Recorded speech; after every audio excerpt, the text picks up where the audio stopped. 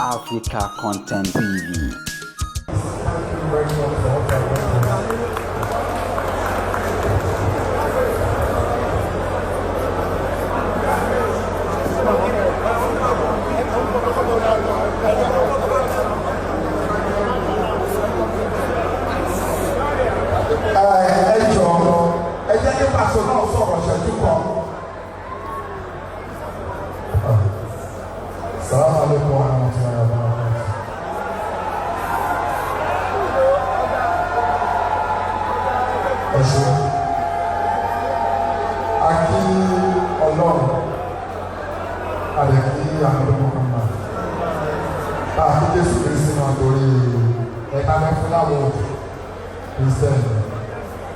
Pastor,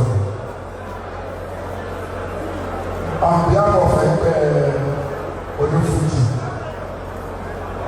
láti ní bàbá wa tó fi ṣaláìsí ọdún blessed memory ọ̀làdí sílé ìwà ìdíbà ìsọ̀ Fuji. Wọ́n máa wà láàrin bàbá yìí, ààrẹ wọn tó fi lórí bàbá tí ọlọ́run àtẹ́ka rí wọn pẹ́ẹ́pẹ́ẹ́pẹ́ẹ́pẹ́ torí àwọn làwọn ọmọdé tó bá ìgbà Fuji.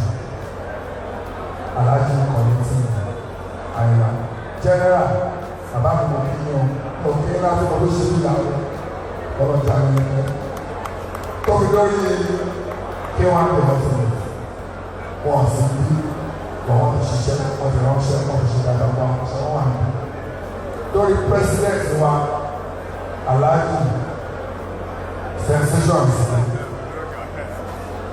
sensation àti gómìnà wa Mayor Tunde Damilola àti gbogbo ẹgbẹ́ Onífújì pátápátá lápapọ̀ láàyè kọ̀ọ̀kan rẹ̀ bíráàlì máa dárúkọ. Àwọn ìlú yìí ó ṣe kókó ká fún mi torí ẹjọ́ bá lè sáà nǹkan tí wọ́n bá fún gbà náà àwọn èèyàn máa bá béèrè tí ó bá lè béèrè fúnra.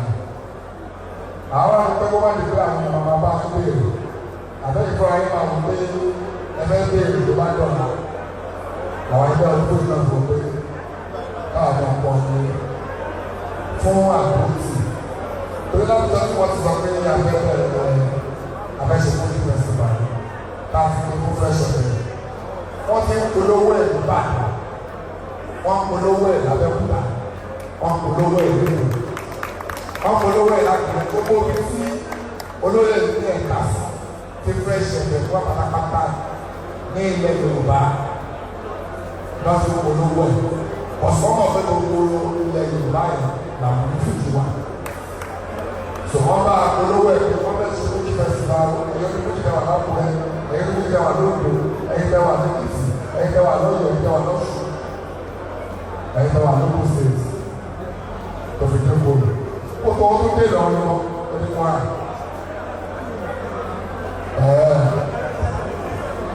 Tí wọ́n ṣe ń polówó ẹ̀ gbogbo Onífújì ní ìtọ̀ káwọn ọ̀nà ní ìtọ̀kọ́ lè wà. Wọ́n ló jẹ́ ká pọ̀ báyìí. Ọ̀tọ́ àpẹ́ abẹ́rẹ́ ìdíjà pé wọ́n kọ́ nípa aṣọ àpẹẹrẹ ẹlòmí olùkọ́. Torí mo rántí láti lọ sí orí rédíò Fresh FM ní ọ̀rọ̀ 105.3. Àwọn ìyá tó ń pè wọ́n ní ìlú ẹ̀sọ́ pé orí rédíò làwọn ti gbọ́ tó ń rẹ́sí lórí festival làwọn ti láṣọ. Ẹ̀ṣẹ̀ ẹgbẹ́ mẹ́ta pẹ̀lú àwọn àpòlú pẹ̀lú àwọn àpótí gbogbo ẹgbẹ́ Onífújì pátápátá wọ́n kì í pé a máa rí ibà a máa rí ẹgbẹ́ ẹ máa rí ṣe ẹ máa rí pọ́ ẹ máa kówó lọ ẹ tẹ̀lé máa rántí pé ẹ fún àwọn ọ̀ṣà ọlọ́run ṣàtọ̀.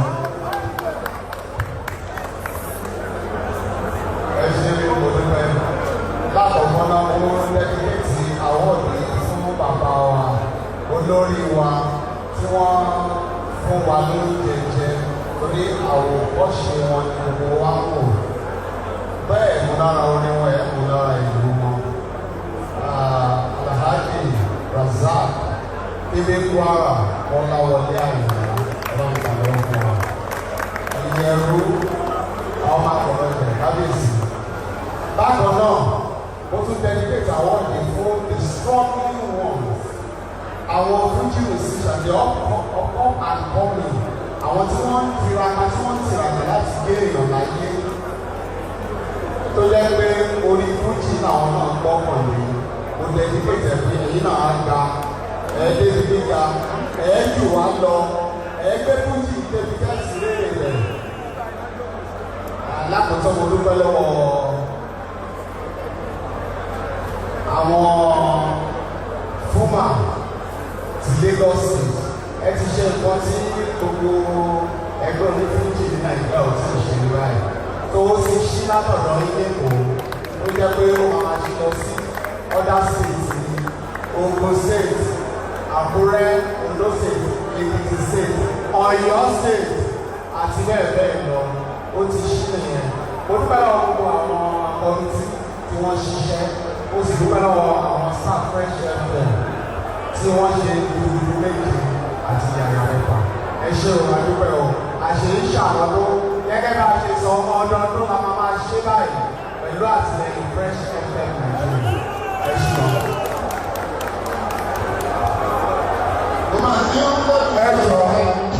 ẹ jọ Mr. DJ after àsìkò yìí pé bàbá wa kí wọ́n máa bọ̀ níwájú Alhaji Razak Àyìnlá Kọ́láwọlé Kébé Kọ́lá bàbá wa máa bọ̀ níwájú sáà. Mo ní màláìkà náà níbẹ̀ àtàwẹ́wẹ́ ẹ máa bọ̀ màláìkà àti àtàwẹ́wẹ́ ẹ máa bọ̀ níwájú.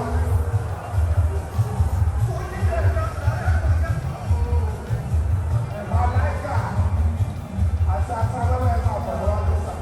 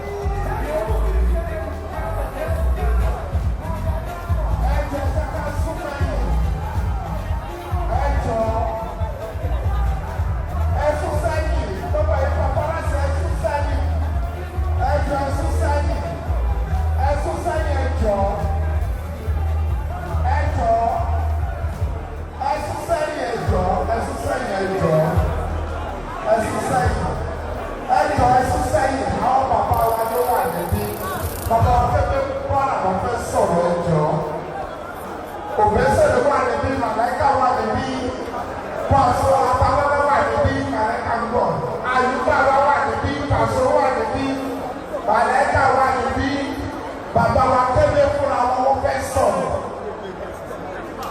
Sẹ́yìn wà láti ọdún ìdáyìí.